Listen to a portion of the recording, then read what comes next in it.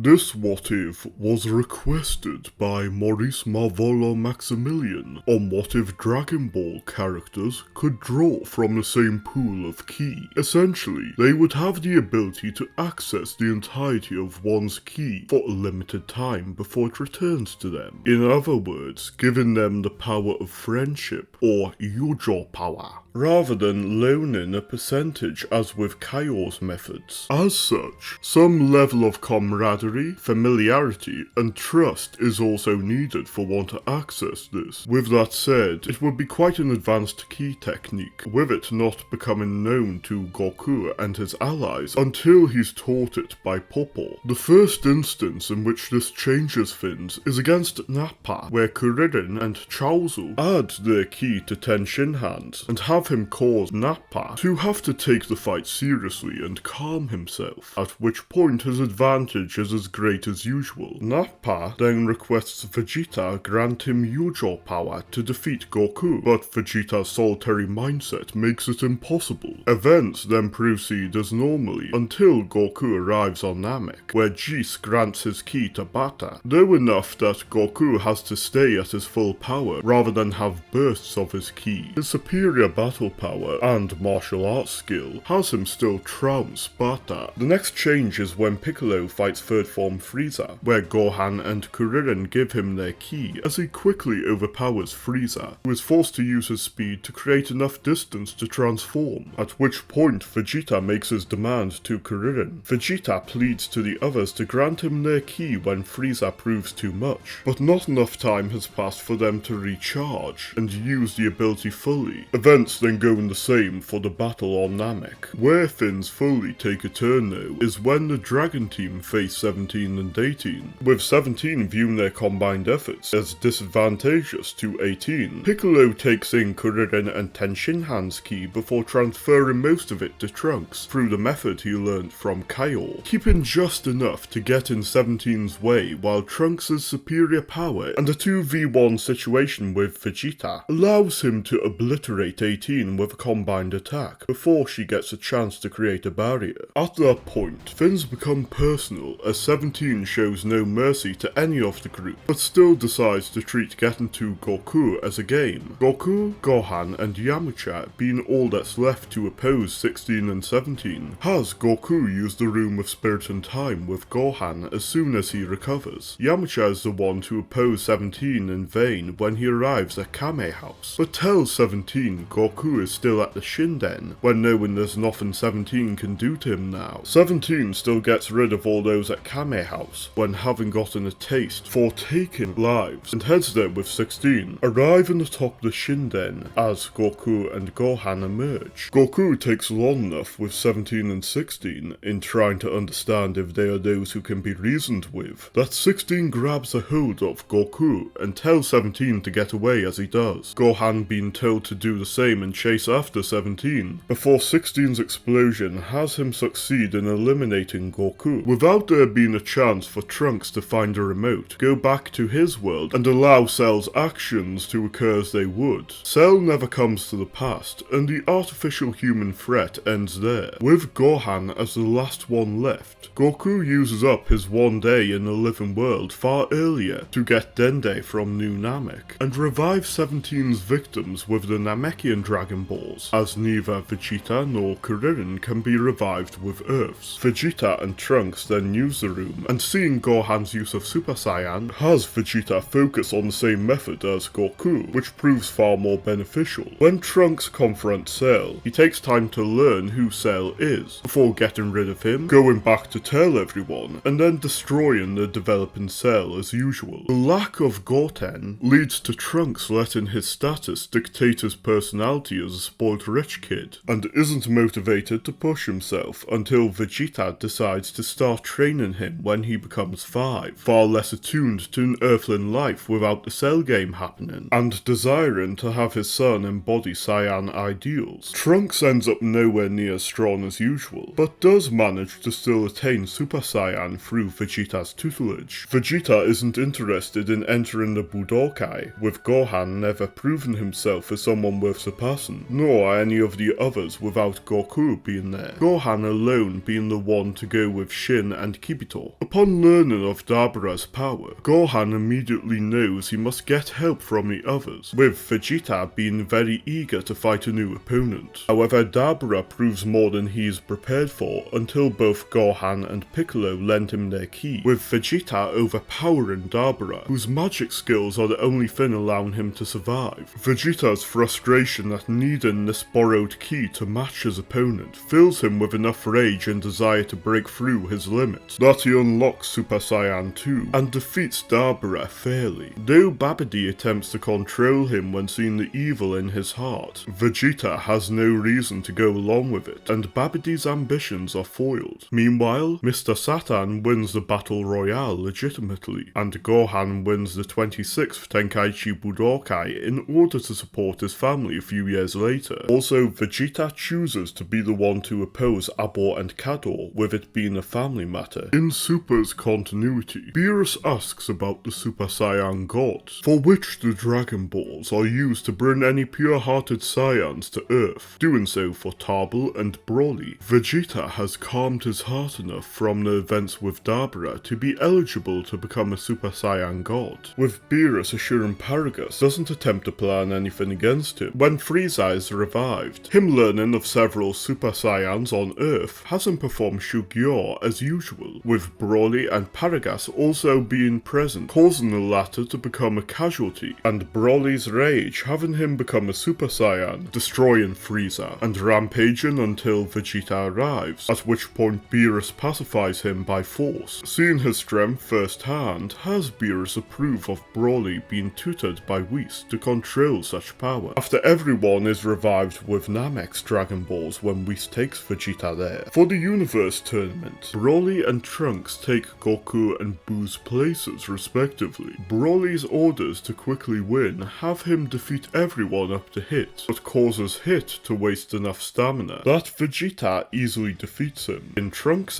timeline, being far stronger than normal, has Trunks progress with the Zetor sword quick enough that he goes through the ritual before going to stop Babidi. Vegeta Black immediately tries to assassinate Shin after this, with Trunks managing to save everyone through a tactical retreat with the Taioken, before utilizing enough of his potential to get to a level he can swiftly defeat Black, before Zamasu arrives. Shin advises Trunks destroy Zamasu's time ring, before using his own to go with Trunks to the past timeline, having Trunks learn the Mafuba and sealing Zamasu away. Invited to watch the Hakaishin Battle Royale, Vegeta comments on how he'd like to prove his superiority to the mortals of other universes after Hit proved no challenge to him, which causes him to be defeated by Toppo, and the Tournament of Power be announced. The Universe 7 roster is Vegeta, Piccolo, Gohan, Trunks, Kuririn, Tenshinhan, Muten Roshi, Broly, Yamcha, and Chaozu, where a far weaker team, especially with Gohan having never been motivated to aim high, causes Jiren to win with ease, especially when buffed by Toppo and Dispo as additional insurance, and Jiren revives Gichin at the cost of the other universes. For GT's continuity, Shin becomes aware of Baby and has Vegeta brought to the Kaioshinkai to use the Zetor sword. He gets his potential unleashed and is given the Potara in case fusing with Trunks proves necessary. However, Vegeta, having never had to surpass anyone stronger than Dabura, has caused he and Trunks to aim nowhere near as high as the battles with Buu or the Machine Mutants respectively would make them, with their fusion falling to Baby when he draws from the ki of the Machine Mutants and those he's possessed along the way for a decisive victory. A power that once helped the Dragon Team, being used to make them followers of Baby. It's here that we see how a power that could be a quick fix for the Dragon Team would hurt their progress in the long term, from being antithetical to the ideals of Buddha. Though teamwork and forms of unity such as fusion or the Genki Dama prove crucial to the success of Goku and the others, what assures their long-term success is their improvement as individuals. Although the power of friendship trope can be utilized well in works such as Kinnikuman or Saint Seiya, Dragon Ball's original manga run, not focusing too much on the typical displays and instead on Goku, Vegeta, and the others' desires to prove themselves one-on-one, both holds true to the ideals of Buddha and is one of the things that helps helps it stand the test of time in the shonen demographic.